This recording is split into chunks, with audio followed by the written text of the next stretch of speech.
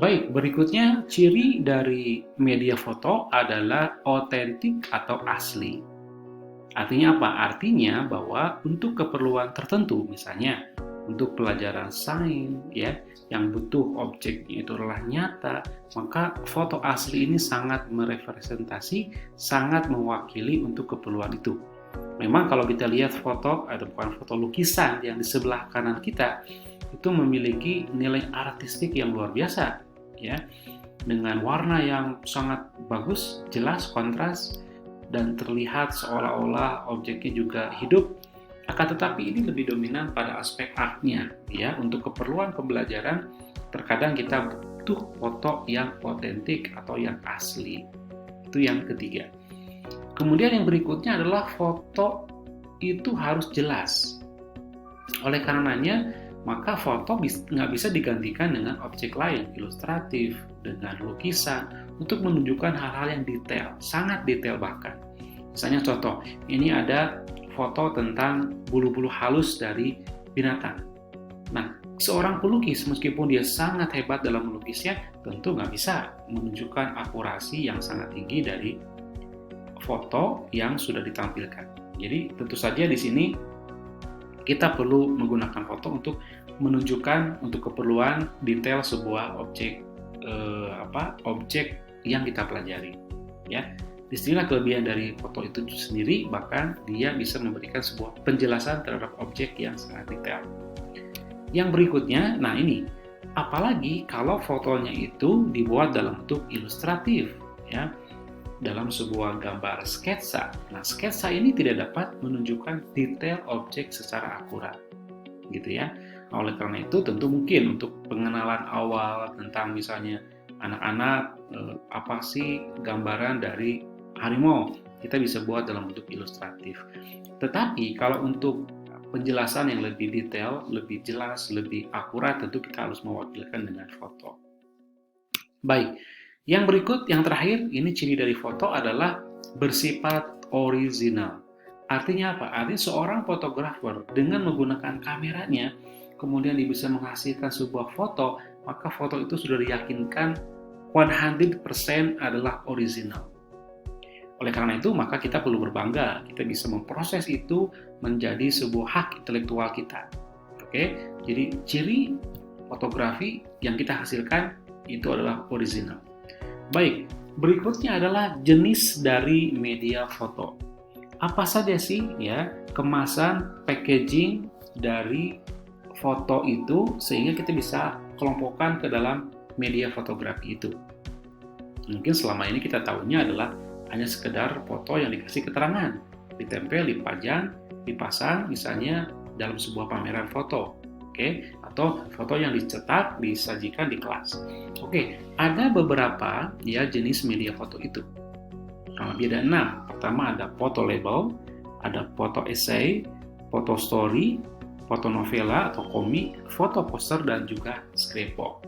Baik, kita lihat contohnya masing-masing ya. Pertama adalah foto label. Foto label adalah foto yang diberikan keterangan singkat yang memperjelas identitas dari foto tersebut. Umumnya digunakan pada foto untuk kebutuhan pameran. Ini contohnya ya. Ada foto, kemudian ada keterangan-keterangan di sini. Ya, keterangan yang melengkapi, yang memperjelas tentang foto ini bicara tentang apa, di mana tempatnya, siapa pembuatnya. Jadi simple. Ini namanya foto label. Tentu nanti akan kita sesuaikan untuk keperluan pembelajaran. Yang kedua adalah foto essay. Apa itu foto essay? Adalah foto serangkaian foto yang menggambarkan berbagai macam aspek dari suatu masalah yang dikupas secara mendalam dan diartikan sebagai rangkaian dari cerita atau nyata yang digambarkan melalui foto secara berurutan atau bercerita. Ini disampaikan oleh Iskandar 2007 ya. Oke, jadi ini essay foto menekankan pada serangkaian foto yang lebih daripada satu yang menggambarkan sebuah cerita yang nyata. Ya, seperti itu. Ini contoh tentang essay foto. Jadi ini foto yang kalau tadi cukup diberikan label, ini diberikan sebuah penjelasan yang lebih detail. Ya, ada penjelasannya, ada uraian kata-katanya, dan foto dirangkaikan untuk melengkapinya. Kemudian juga karakteristik dari esai foto adalah, ya, pertama, series foto yang terdiri dari lebih dari satu foto yang menceritakan secara khusus tentang topik bahasan yang akan diangkat, seperti kemiskinan, narkoba, pengungsi, banjir, dan lain-lain. Silakan, itu topik-topik yang menarik untuk kita jadikan sebagai esai foto. Esai foto ini juga lebih mementingkan fotonya, angle, sudut pandangnya, kemudian momen yang menarik, ya, dibandingkan dengan ceritanya. Atau dengan foto yang ada, kita sudah dapat mendapatkan cerita, sehingga teksnya itu hanya untuk memperkuat dari foto tersebut. Jadi sekali lagi memang dominannya adalah pada fotonya, ceritanya itu kita bubuhkan dalam beberapa teks untuk melengkapinya. Ya, dapat menggambarkan secara detail tentang kondisi seperti kenyamanan atau topik-topik sosial problem yang ada di masyarakat kita. Ya. Kemudian lebih membangkitkan rasa emosi, ya, seperti rasa nyaman, rasa sakit, rasa terkucilkan, rasa amarah, rasa sebuah kemewahan dan seterusnya, gitu kan. Nah, jadi foto ini bisa berbunyi seperti itu, dan foto dapat, ya, dari berbagai macam tempat. Jadi tempatnya bisa variatif, tapi temanya adalah tentang itu, ya. Contohnya cerita tentang kemiskinan di kota A, B, C, D, tapi itu semuanya tercover dalam sebuah tema tentang kemiskinan. Oke, itu adalah karakteristik dari esai foto. Ini contoh yang berikut adalah foto story, ya. Foto story ini terdiri dari lebih dari satu foto yang menceritakan tentang sesuatu kejadian di mana dan awal penjelasan cerita dan penutup. Jadi ada awal, ada intinya, dan ada penutup. Nah, foto story ini lebih mementingkan cerita dibandingkan dengan sebuah foto. Jadi kejadian, alur kronologis itu digambarkan, timeline digambarkan dalam foto story ini. Ceritanya harus jelas, harus gamblang, dan foto bisa melengkapi itu. Jadi beda dengan foto esai, fotonya yang paling dominan, sedangkan ini adalah ceritanya yang dominan, ya. Menceritakan sebuah proses dari awal sampai akhir, lebih ke arah merekam sebuah dokumenter atau kejadian per kejadian. Foto lebih terarah pada suatu lokasi atau daerah dan menceritakan dari proses awal hingga akhir. Misalnya contoh kemiskinan di kota A, ya, dari awal sampai akhir. Ini contoh kasus, ya, bagaimana dulu terjadi gempa bumi di Nepal, maka digambarkan seperti ini. Ya, bagaimana kronologis mulainya sampai kejadian, sampai evakuasi dan seterusnya. Itu adalah foto story. Tentu nanti kalau kita akan membuat sebuah media pembelajaran dengan tema foto story ini, silakan Anda modify, Anda gunakan dengan karakteristik seperti ini, ya. Yang berikut, yang keempat, adalah foto novela. Mungkin Anda sudah sangat sering dengar dengan istilah novel. Nah, tentu ini kita gabungkan antara novel dengan sebuah foto. Ini juga sebenarnya agak mirip dengan komik. Jadi ada foto, ada balon-balon, dan itu menceritakan sebuah kejadian atau sebuah cerita yang dibuat dalam bentuk dialog, ya. Jadi merupakan cerita singkat yang digambarkan melalui foto dengan dialog mirip dengan komik, seperti itu, ya.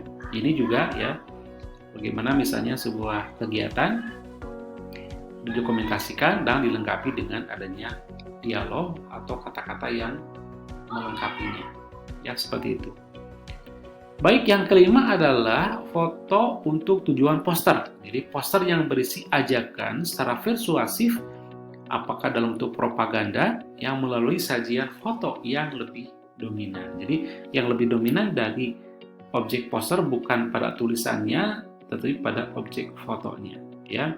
Ataupun mungkin objek-objek yang lain yang sifatnya lukisan, ilustratif, itu jauh lebih kecil, tapi yang paling terlihat menonjol adalah aspek fotonya, ya. Seperti ini misalnya ada, ya, sebuah poster, ya, yang cukup menarik. Nah, ini juga termasuk, ya, bagaimana poster tentang lawan corona, ya. Ini contoh poster yang aktual yang sekarang terjadi, ya. Baik. Yang berikut adalah namanya scrapbook, ya. Scrapbook, foto yang disusun dan ditempel pada bidang lainnya. Bisa juga melalui proses pemotongan, bisa juga diambil dari majalah atau koran. Nah, kita sering kita dengar istilah namanya clipping, atau ada istilah lain namanya tirset, atau juga bisa tempel, dipajang di mading ya. Ini contoh-contohnya ya dari scrapbook ini ya.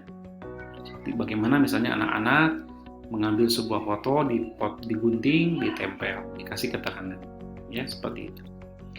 Baik, yang berikutnya, apa saja sih prinsip dalam foto pembelajaran ini? Yang pertama adalah harus ada penekanan, ada emphasis ya, ada penekanan.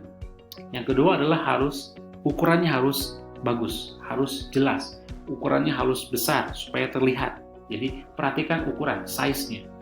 Berikutnya adalah balance, keseimbangan. Ya, apakah diagonal, vertikal, horizontal, supaya nanti terlihat adanya keseimbangan yang harmonis ya. Berikutnya adalah detail. Jika memang gambar itu, foto ini sangat perlu sebuah detail, usahakan fotonya harus bisa menunjukkan apa yang kita harapkan dengan detail yang jelas ya. Berikutnya adalah color, penggunaan warna. Di sini kan sangat dipengaruhi oleh bagaimana intensitas dari cahaya yang kita gunakan. Makanya seorang fotografer harus sangat jeli untuk melihat cahaya. Berikutnya adalah really, harus sesuai dengan kenyataan, bukan manipulatif. Kemudian juga focus of interest, harus menonjolkan pada bagian mana yang akan kita jelaskan. Kemudian yang terakhir adalah image quality. Jadi kualitas fotonya harus baik, jangan pecah misalnya, sehingga mengurangi kenyamanan, mengurangi kejelasan informasi yang kita sajikan. Oleh karena itu harus disetting sedemikian rupa supaya fotonya, pikselnya adalah optimal ya. Oke, ini contoh misalnya sebuah poster yang sederhana ya, saya buat di PowerPoint ya, gambarnya juga sangat bagus. Meskipun ini gambar asli, tapi pada bagian ujung mungkin ada sedikit rekayasa dari fotonya, tapi nggak apa-apa, ini dominannya adalah foto. Judulnya adalah Stop Pengerusakan pada Hutan. Ini sangat menarik. Oke, jadi sekian saja informasi atau materi tentang foto sebagai media pembelajaran. Mudah-mudahan informasi ini bisa menambah wawasan Anda sebagai instructional teknologi, Anda sebagai pengembang dari teknologi pembelajaran nantinya bisa meng-create, bisa menciptakan media-media foto yang sesuai dengan karakteristik dan kebutuhan pembelajaran kita. Ya, jangan lupa bahwa ketika kita merancang sebuah media foto itu harus berkaitan, bertalian dengan beberapa komponen pembelajaran yang lainnya. Misalnya, harus bertalian dengan tujuan pembelajaran yang diharapkannya, bertalian juga dengan materi yang diajarkannya, dan jangan lupa adalah learner karakteristiknya. Karakteristiknya itu buat siapa? Ya, apakah buat anak-anak atau buat orang dewasa? Anak-anak mereka lebih gambar-gambar yang simple, orang dewasa sudah bisa kita bawa pada gambar-gambar yang lebih kompleks. Itu juga sangat kita perlu perhatikan supaya nanti objek foto, apakah foto novela, foto story, essay, tersit, dan seterusnya itu benar-benar optimal untuk pembelajaran para peserta didik kita. Sekian, terima kasih. Assalamualaikum warahmatullahi wabarakatuh.